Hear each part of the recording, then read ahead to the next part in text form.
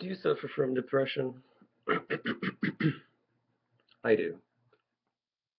Starting about 5 years ago, my depression continued increasing. Part of it had to do with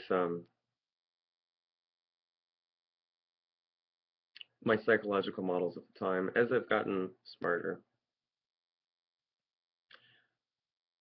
I find myself relaxing into high philosophy and wanting to talk about things that matter, important stuff, smart people stuff.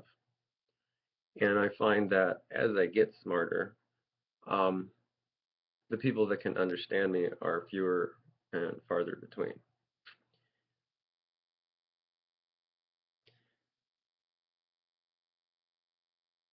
When I was creating my psychological models, I started testing them by using them to generate predictions. Not only could I psychologically profile individuals, but groups of people, and that's how I started generating my predictions. What I was seeing was the collapse of relationship, personal relationship, the attenuation of relationship. Our relationships aren't deep or profound, and for me, they're unsatisfying, hugely unsatisfying. They're not rational relationships.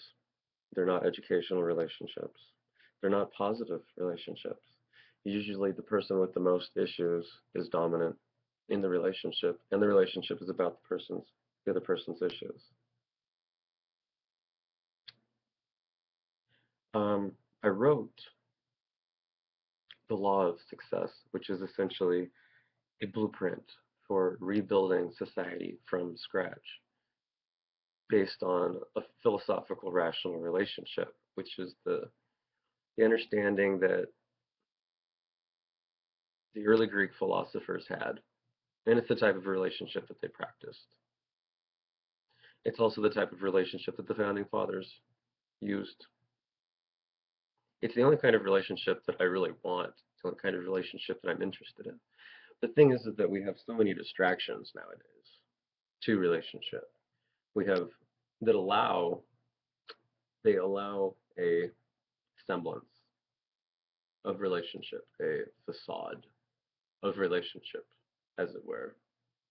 They make people think that they're relating to one another when they're really not.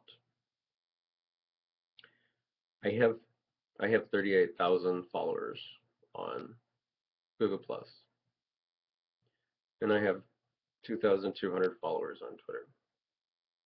I have maybe 1,000 advocates from all over the world. Got a cat, got a dog, got a roommate.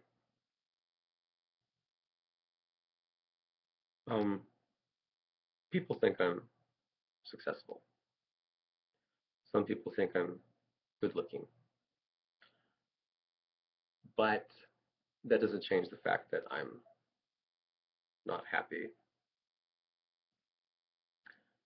and I'm depressed most of the time. Um, People tell me that things could be worse. Yes, that's true, but things could be a lot better as well.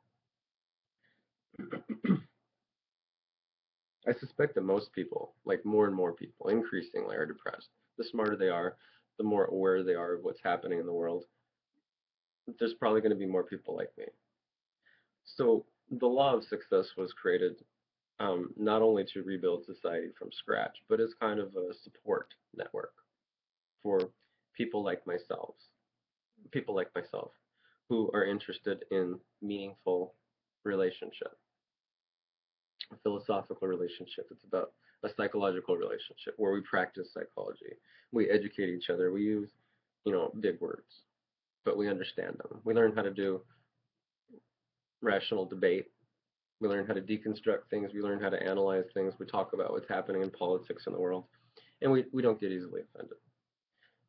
Nobody has to agree with you. Um,